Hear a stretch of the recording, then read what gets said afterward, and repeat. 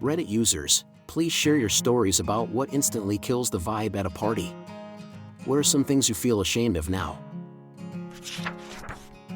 I was at a staff party with an open bar, and it reached the time when the first clusters of guests were leaving. When they went to get their coats from the closet, they discovered a young new team member who we thought had left hours ago. He had stripped off all his clothes, made a nest of jackets, soiled everything, and passed out. Killed the vibe for sure. Someone putting the big light on. Used to work at a bowling alley.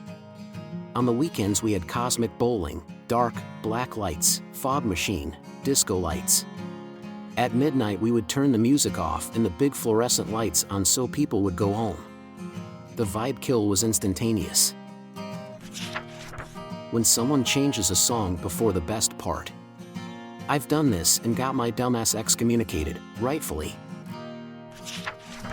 One time, my brother, 14 at the time, wanted to see how hard it would be to dig out a 1 meter by 1 meter square hole out of the ground, Minecraft inspired. He spent a good amount of time over a weekend digging, until he got bored.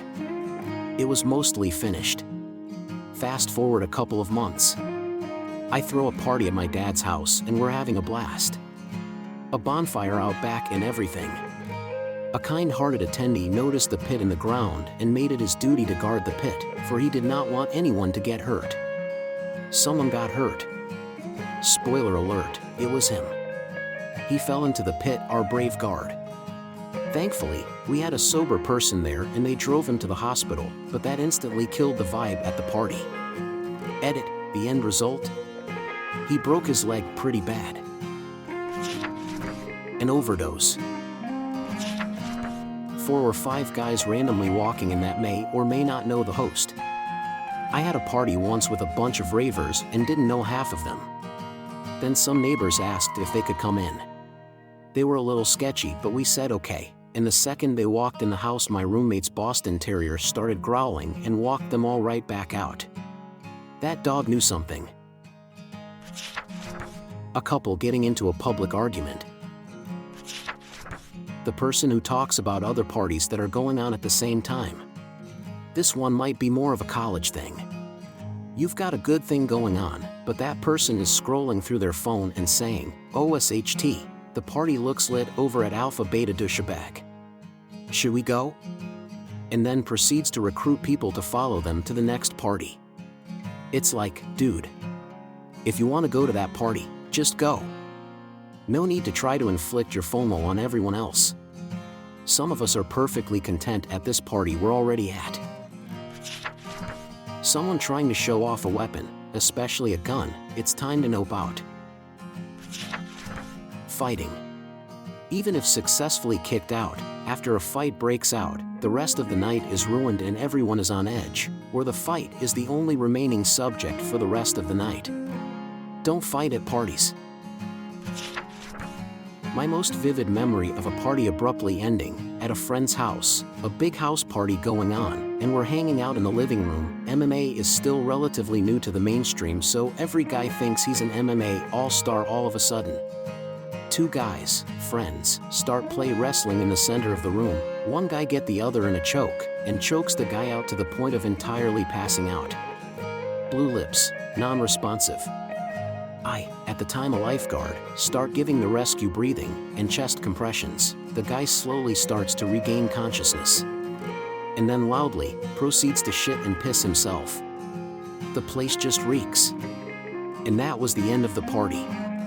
People cleared out before the EMTs even got there. It was just me, the friend who owned the house, or at least her parents did, the guy who got choked out, and the guy who did the choking. The crying girl that needs everyone to console her. Get out of the bathroom, there's a line forming. Drunk douchebags that are trying to get in every conversation but talking like a, man, listen, that is all bullshit. What did you say again? Wait, where's my beer? You need to be further up. I had an experience where this drunk-ass dude, who was racist as hell, and I had a verbal argument with, walk away. Then he started doing stupid as drunk things like falling and generally being too drunk. People started videoing him. It was his friends. And I was the one who yelled at them for videoing him that way, at his most worst self. I don't have social media, but it never got sent out like that from what I knew from friends who were friends with all of them on social media accounts. What I'm trying to say is stop taking videos of your friends and their shitty behavior or methany situations to post online. Be kind. They will live with it forever anyway. It doesn't need to be internet forever. The couple that shows up with their kid. When someone throws up in the middle of everything, like on the couch or the beer pong table.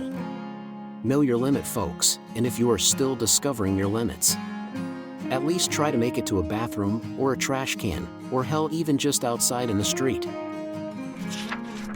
Since there are so many good entries, here is something that will ruin a party for me: people taking pictures without asking if it's okay to post on social media. The sober person, usually a girl, who wants to be judgmental and passive-aggressive to drunk people during a conversation.